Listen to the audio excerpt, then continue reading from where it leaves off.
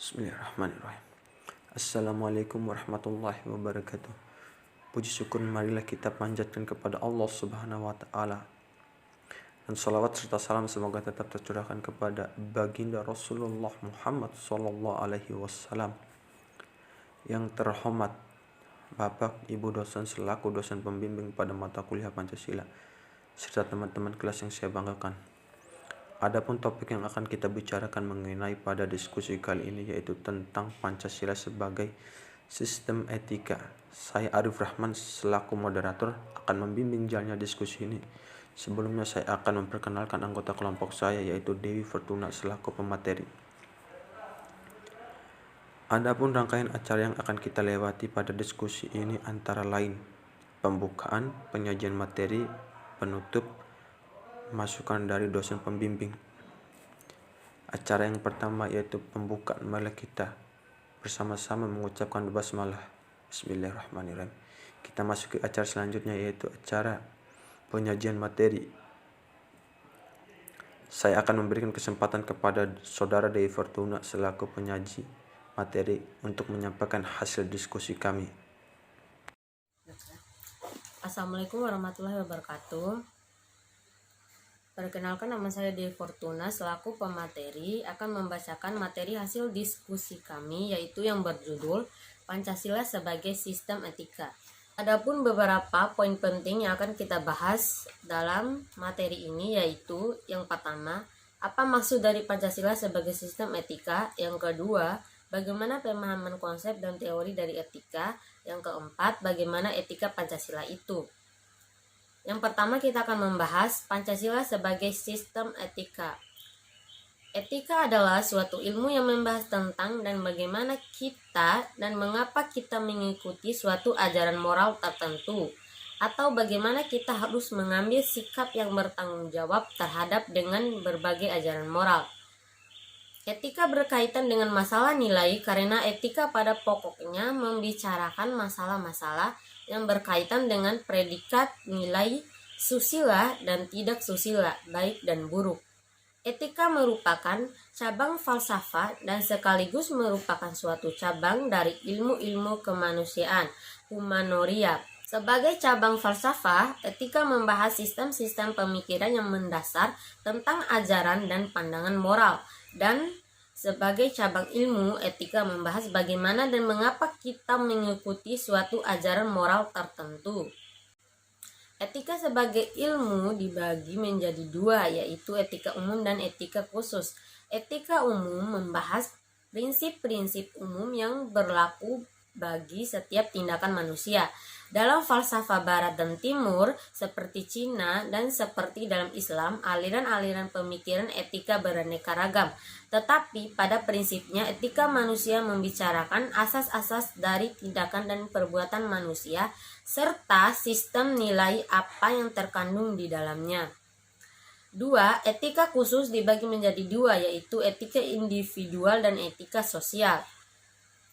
Etika individual membahas kewajiban manusia terhadap dirinya sendiri dan dengan kepercayaan agama yang dianutnya serta panggilan nuraninya, kewajiban dan tanggung jawabnya terhadap Tuhannya. Etika sosial di lain hal membahas kewajiban serta moral-moral sosial yang seharusnya dipatuhi dalam hubungan sesama manusia, masyarakat, bangsa, dan negara. Etika sosial meliputi cabang-cabang etika yang lebih khusus, lebih seperti etika keluarga, etika profesi, etika bisnis, etika lingkungan, etika pendidikan, etika kedokteran, etika jurnalistik, etika seksual, dan etika politik. Yang kedua, kita akan membahas tentang pemahaman konsep dan teori etika.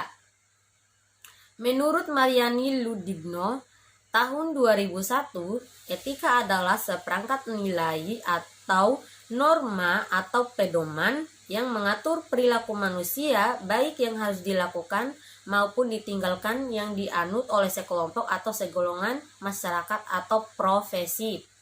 Dalam mengajikan masalah, etika terdiri dari dua teori, yaitu yang pertama teori konsekuensialis.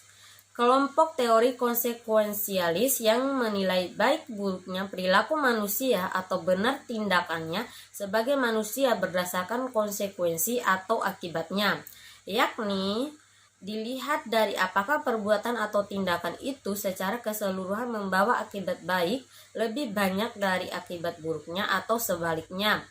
Teori ini mendasarkan diri atas suatu keyakinan bahwa hidup manusia secara kodrati mengarah pada suatu tujuan.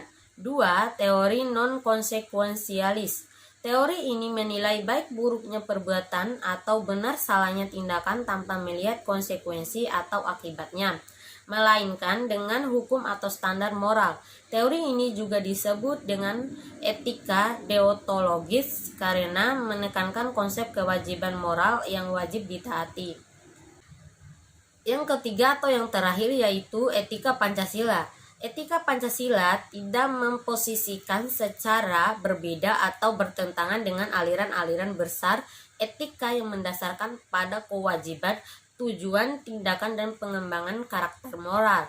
Namun justru merangkul dari aliran-aliran besar tersebut. Etika Pancasila adalah etika yang mendasarkan penilaian baik dan buruknya pada nilai-nilai Pancasila, yaitu nilai ketuhanan, kemanusiaan, persatuan, kerakyatan, dan keadilan. Suatu perbuatan dikatakan baik bukan hanya apabila tidak bertentangan dengan nilai-nilai tersebut, namun juga sesuai dan mempertinggi nilai-nilai Pancasila tersebut. Nilai-nilai Pancasila meskipun merupakan kristalisasi nilai yang hidup dalam realitas sosial, keagamaan maupun adat kebudayaan bangsa Indonesia, namun sebenarnya nilai-nilai Pancasila juga bersifat universal, dapat diterima oleh siapapun dan kapanpun. Etika Pancasila berbicara tentang nilai-nilai yang sangat mendasar dalam kehidupan manusia, yaitu 1. Nilai ketuhanan. Secara hierarkis, nilai ini bisa dikatakan sebagai nilai yang tertinggi karena menyangkut nilai yang bersifat mutlak. Seluruh nilai kebaikan diturunkan dari nilai ini. Suatu perbuatan dikatakan baik apabila tidak bertentangan dengan nilai, kaidah, dan hukum Tuhan. Pandangan demikian secara empiris bisa dibuktikan bahwa setiap perbuatan yang melanggar nilai, kaidah, dan hukum Tuhan, baik itu kaitannya dengan hubungan antara manusia maupun alam, pasti akan berdampak buruk. Misalnya pelanggaran akan kaidah Tuhan tentang menjalin hubungan kasih sayang antara sesama akan menghasilkan konflik dan permusuhan. Yang kedua yaitu nilai kemanusiaan. Suatu perbuatan dikatakan baik apabila sesuatu dengan nilai-nilai kemanusiaan. Prinsip pokok dalam nilai kemanusiaan Pancasila adalah keadilan dan keadaban. Keadilan masyarakat, keseimbangan antara lahir dan batin, jasmani dan rohani, individu dan sosial, makhluk bebas mandiri dan makhluk Tuhan yang terkait hukum-hukum Tuhan. Keadaban mengidentifikasi keunggulan manusia dibandingkan dengan hukum lainnya, yaitu hewan, tumbuhan, dan benda tak hidup. Karena itu perbuatan itu dikatakan baik apabila sesuai dengan nilai-nilai kemanusiaan yang didasarkan pada konsep keadilan dan keadaban.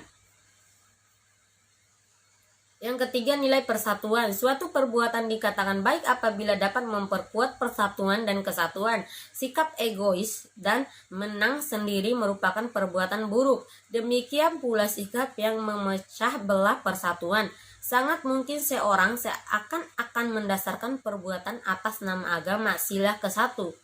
Namun, apabila perbuatan tersebut dapat memecah persatuan dan kesatuan, maka menurut pandangan etika Pancasila bukan merupakan perbuatan baik.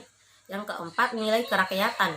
Dalam kaitan dengan kerakyatan ini terkandung nilai lainnya yang sangat penting, yaitu nilai hikmah atau kebijaksanaan dan permusyawaratan.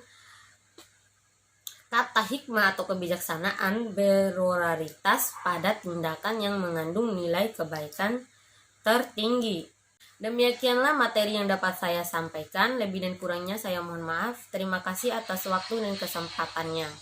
Wabillahi taufiq wal hidayah. Wassalamualaikum warahmatullahi wabarakatuh.